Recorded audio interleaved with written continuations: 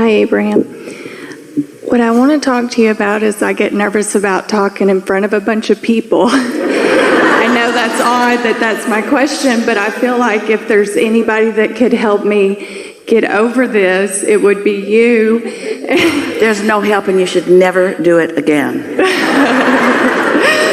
But I get really flushed and nervous, and so you didn't like our answer?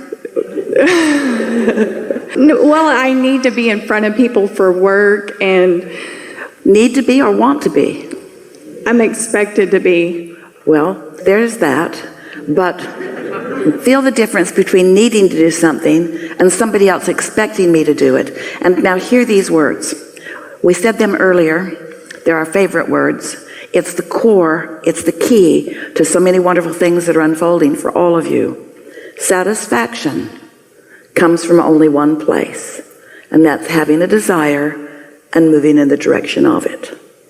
So this answer has many deep tentacles. You're going to feel it all around the room. For example, when a parent decides what a child needs to do you often notice how reluctant the child is to do it? And you know why? There's no satisfaction in doing what somebody else wants you to do. Satisfaction is only from moving in the direction of what you want to do. And that's the first thing that so many people do that sort of makes people lose their sense of who they are, is that they demand things of them. They tell them that they need to do this and they need to do that. You need to push through and you need to do it. And remember what our premise for all of this is? The amazing pleasure of non-resisted thought. The pleasure of non-resisted thought. So when you think about why you want something, wanting it and why, now as you move toward it, it's pleasing to you. It feels good to you. Now we're going to get back around to that in a moment, but first we want to say to you that this is usually, and it is the case here, the reason that someone feels uncomfortable, even fearful about making a presentation in front of others. And it's because you don't trust them to be connected to their inner being. And the reason you don't trust them to be connected to their inner being is because they usually aren't. So they're petty, they're critical, they don't like themselves very much often, and so it's easy for them to find fault with you. There's a lot of people looking at a lot of people with a lot of judgment from their own place of insecurity. So this brings us right to the heart of something.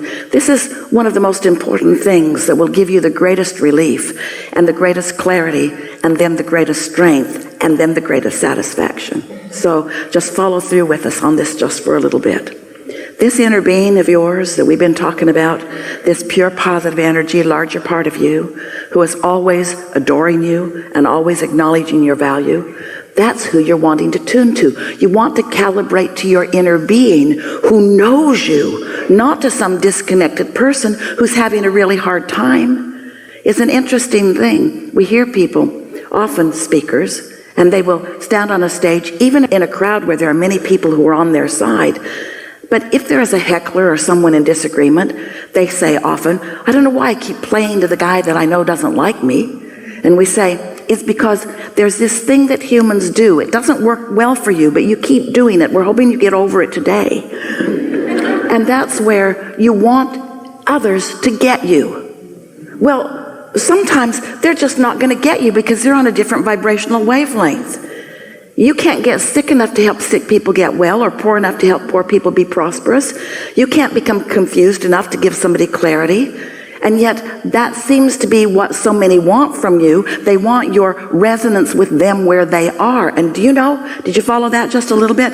Do you know what your inner being does and doesn't do? Your inner being never lowers its vibrational frequency so that you can find resonance. Your inner being always stays right where it is, in love and knowing, which gives you the opportunity to allow your vibration to rise to meet it. Your mother,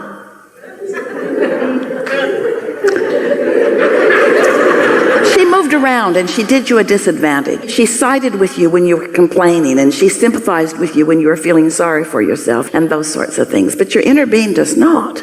And so when you decide that you're going to reach for the way your inner being feels about the subject of your presentation, and that's not just going to be the dominant thing that you care about, it's really the only thing that you care about. You're going to be tuned in, tapped in, turned on, and you're going to be good at what you do, and you're going to deliver what you have to say, and you're going to love every minute of doing it because there's no resistance within you. You see what we're getting at?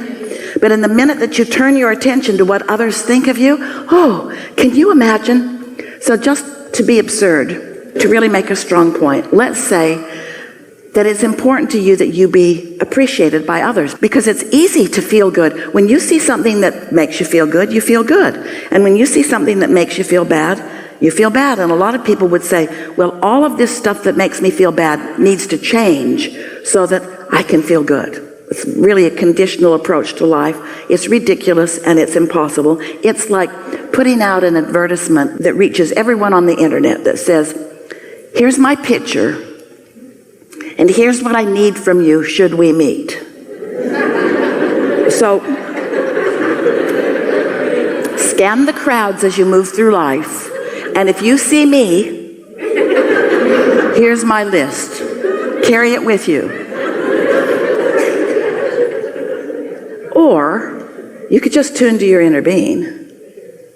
In other words, the path of least resistance is just to be in love with who you are and be in love with everything the way your inner being is in love with everything. And then you lose your sensitivity to what others think because there is a higher priority to you. And that's you're tuning to the whole of who you are. You're tuning to the core of who you are. You're tuning to the ever-expanding being that you are. Because others, some of them are going to resonate with you and some of them aren't. We want you to know there's never a crowd on the leading edge. But when you get tuned in, tapped in, turned on, there is a high probability that those who are around, who all want some of that, will begin to find that resonance, especially if you are experiencing the awesome power of non-resistant thought. That's the epitome, that's the perfect definition of attractive, isn't it? To be so tuned in that you're in your full power and clarity. And then those who are up to speed with you to some degree, they'll come right along with you. And those who aren't ready for you won't come. But what are you going to do about it? What are you going to do about that? You're going to lower your vibration to resonate with them. You're going to give up your connection to your source energy so that you can worry about that, you see? Doesn't that help you not worry about what others are doing? We want to convince you that you really have to stop playing to the peanut gallery. No offense meant, but resonate with your inner being and then watch what happens. Helpful? Yes. Want to talk about it? I just didn't know that it was about what other people were thinking about me. I mean, I've always known that I was aware of other people's energy. What did you think it was about? I just thought it was something that happened to me or something that I just... You have an emotional response. Yes. With no awareness of what thought it's about? It just seems to come over me so fast. I didn't realize that it was something that I was... So now, that leads us to another really important thing to talk about here today, and that is, we've been talking recently, we'll talk a lot about this today, about getting out ahead of it. Earlier you heard us say that you have patterns of thought. That's what beliefs are. So sometimes you have a belief that is serving you. Sometimes you have a belief that isn't serving you. And those beliefs that aren't serving you, that's why things sneak up on you, because you didn't even realize you were feeling that way or thinking that way, but you were, and so you attracted something that matched that. So we've been talking about getting out ahead of it. In other words, segment intending. Deliberately identifying and isolating and calibrating an emotion right now. So let's say that it's the day before you're going to make a presentation, and you're thinking about it today. And today you are acknowledging what a beautiful day it is, and you're acknowledging how good you feel in the world, and how good you feel in your body, and how happy you are in life, and how nice it is to be an uplifter and a teacher, and how eager you are about these things. And because this presentation is tomorrow, it's easier for you today to identify those things and sort of prime the pump and get the energy moving about them. You might even go so far as to acknowledge how happy you are to have this role that you get to play tomorrow, and how eager you are to see how it plays out, and how much fun that it could be, how much fun that it will be. And so just by having those thoughts here today, with little or lesser resistant competition about them, you have gotten out ahead of it. You follow that? So tomorrow, we promise you, will go better for you than it would have had you not done that. That's what we call getting out ahead of it. Meditation accomplishes that too, because when you quiet your mind, you stop thought. And when you stop thought, your vibration rises. So that helps a lot too. We'll talk more about that if you wish later today. So now, this idea of getting out ahead of it, we want to point out, Esther catches herself doing this almost every day about something, getting out ahead of it in the opposite way that she means to. Like just now we would say, that's co-creation at its best. Those thoughts that we were encouraging about what's going to take place tomorrow, but acknowledging how good you feel today. That's co-creating at its best. You and the universe and your inner being. But sometimes if you have a worrisome thought, like, it just comes over me so fast, that's co-creation at its worst.